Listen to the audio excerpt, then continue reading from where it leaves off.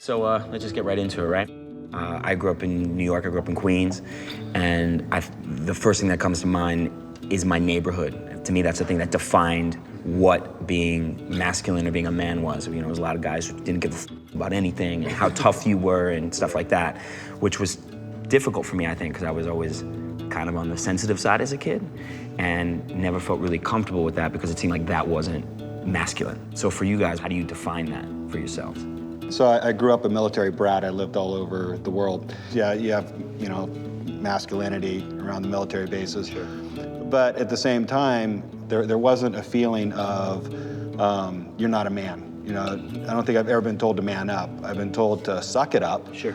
You know, but never the words man up. Never had to think of what it means to be a man. You just are, you are who you are. I find it really a hairy topic. I went to an all-boys high school where everybody played sport and kids fought, and I found that environment quite threatening at times.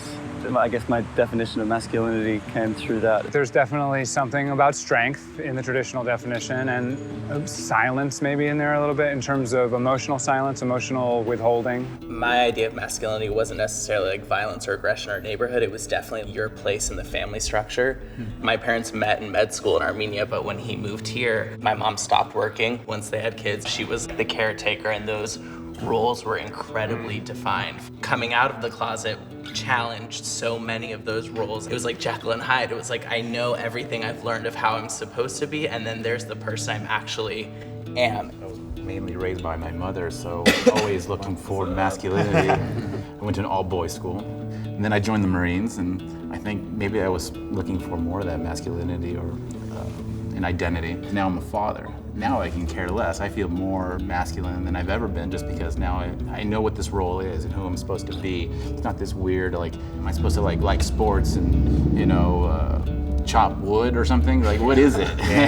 Now it's like, I know, it's my role is to take care of my daughter, and that to me is the most identifying about masculinity. I think one of the downfalls of our society, I've thought about this for a while, is that there's no sort of rite of passage in our world today about this is the moment you become a man. There's no moment where society says, okay, great, now you've done that, your childhood is over, now you're a man.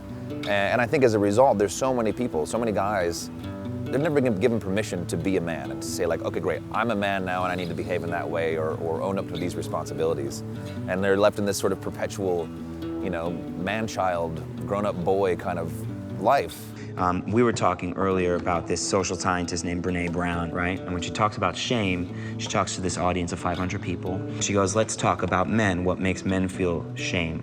And she says, if you want, we can all say it together. What is the one thing a man is not allowed to feel? And about 300 of the 500 people at once all say, weak. A man is not allowed to feel weak in our society, and that it often is the source of a tremendous amount of shame. I feel like as a guy, you can't really show fear because you're judged as a male, so you have to be kind of strong. I think men can't express sadness because it's emasculating. They, you know, if they show that they can be sad, then they're less of a man. Nobody wants to be less of a man. I'm going through a divorce right now, and geez, God, we tried everything, and then we ended up wanting different things. But this is the first time in my life where I was like, I couldn't figure this one out. I mean, I wish there was a way to fix it because I love this woman, you know, with my whole heart. And, you know, we'd lay in bed and we'd cry together and we'd just talk about it all the time. But this is the first time in life where I was just like, I can't fix this. I can't think my way out of this. And I didn't realize how much shame came with just failing. This felt like a big failure as a man in this country and in a way where I couldn't, and you know, everybody knows half people get divorced. Totally. But it felt so monumental to me. And divorce is such a common thing too. You're not allowed to really grieve it in the way that you feel like you can, especially as a man. You're just supposed to move on. But it is a death in a way that I had never felt before. When I lost my job during the recession, that was one of the most real, shameful feelings as a man, now that I feel like I'm really a man, not just a boy anymore. And I remember the whole world like fell underneath me, and I didn't know who I was or what I was supposed to do, and I didn't actually call my wife. I was just so ashamed that that I lost my job. And it took a while to kind of bring up the courage. And when I told her, we had this really long discussion, and I realized that I don't need to worry about those things, that she's my partner. Dealing with fear, shame, and grief is something that I think I handle kind of internally. I don't like to make those things external, and I think that is kind of symptomatic of our society and the way that we've created gender roles. I think that, everyone has a range of emotions as a human being, and I think that you should be able to display them at the appropriate time and not feel like you have to guard yourself and, put on a front.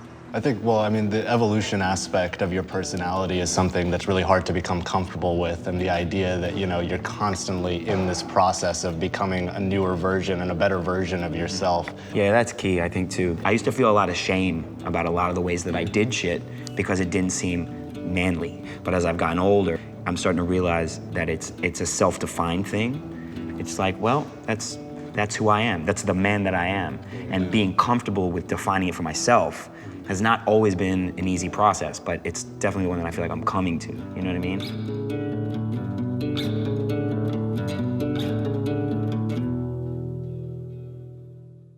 SoulPancake, subscribe!